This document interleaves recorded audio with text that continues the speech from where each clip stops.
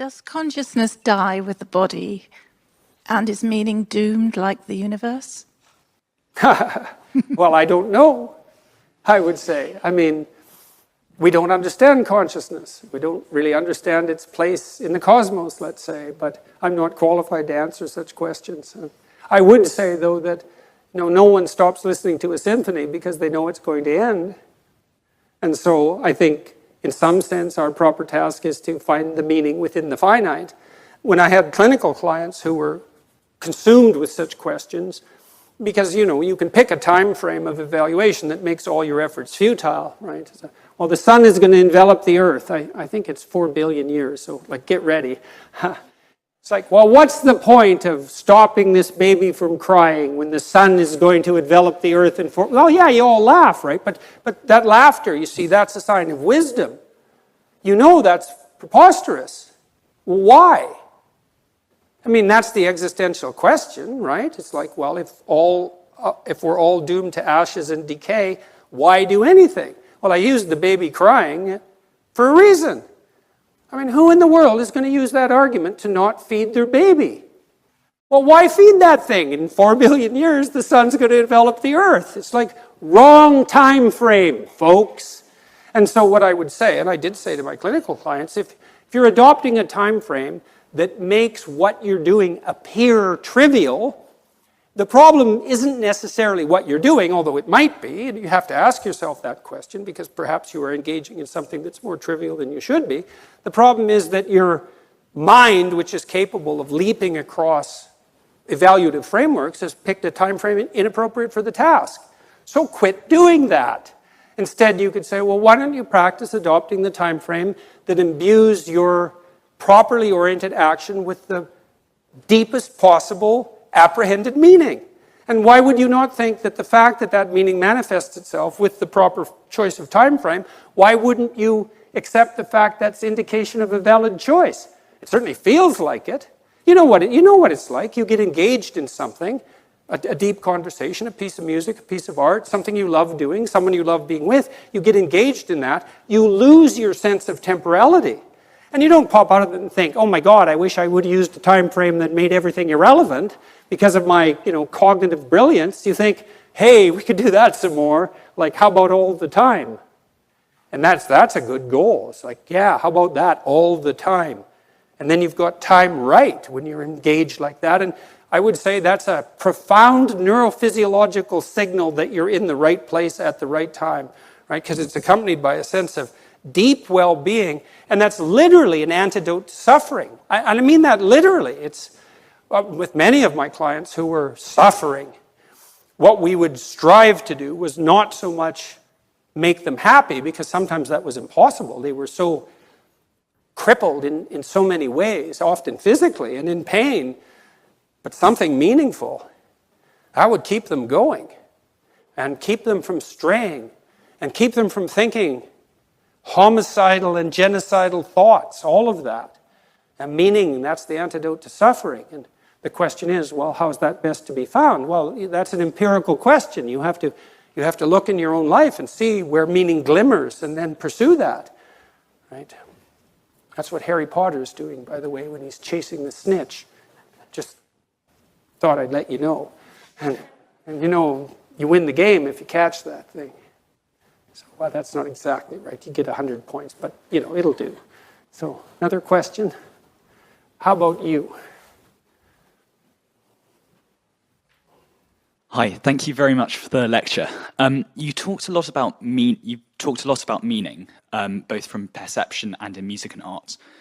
What do you mean by meaning? What is meaning, and where is its source? Meaning is implication for action or for reorganization of the perceptual frames that frame action. So there. Is that the sole aim of what you? Is that what you find in art and music?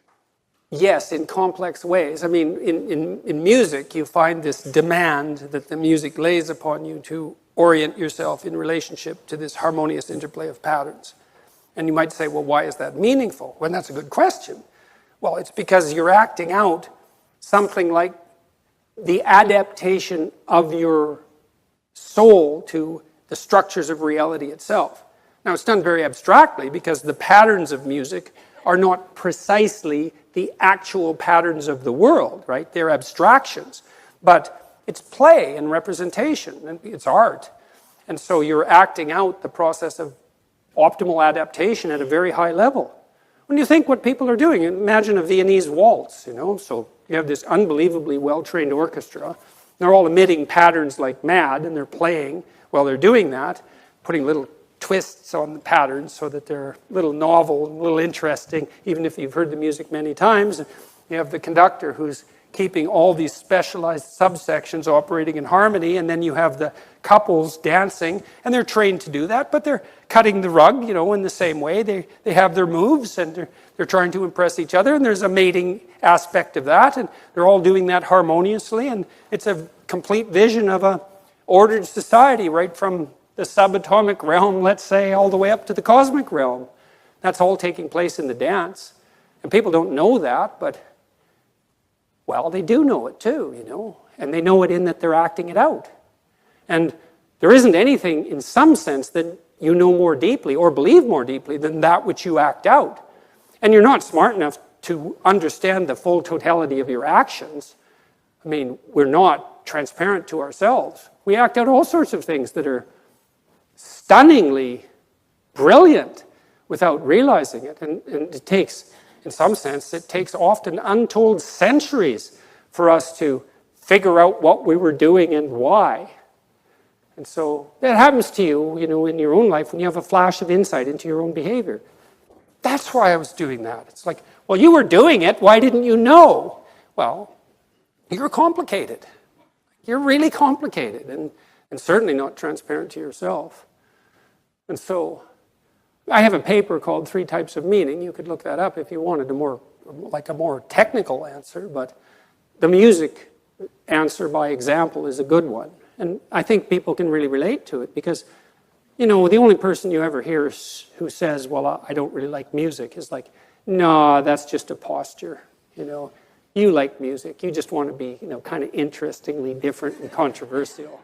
And it's really something, right? And it's also interesting that music has this non-propositional structure that's completely opaque to rational argumentation. You know, I used to like to watch punk rockers, yeah, especially the ones who did mosh pit punk rock. And, you know, I went to a Ramones concert once. It was quite comical. I was on the 2nd floor. It was so loud. I couldn't hear for 3 days after this concert because it was a pretty little theater. We sat about 800 people, and they had their stadium speakers in there. It was like sonic wall of sound. And we were above this mosh pit, and there was all these like nihilistic punk rockers down there smashing into each other and throwing themselves off the stage. And I thought, for all this talk of nihilism, there you are dancing to the harmonious patterns of life. It's like, you know, smash the state and all of that. It's like, we'll groove to that. Yeah, it's very comical. So even among the most propositionally nihilistic, they still fall in love with music. It might be harsh and grating to some ears, but you start where you can. And, you know, I liked the Ramones, so that was fine with me. So maybe, yes? First of all, thank you so much for being here. Your example of visualization behavior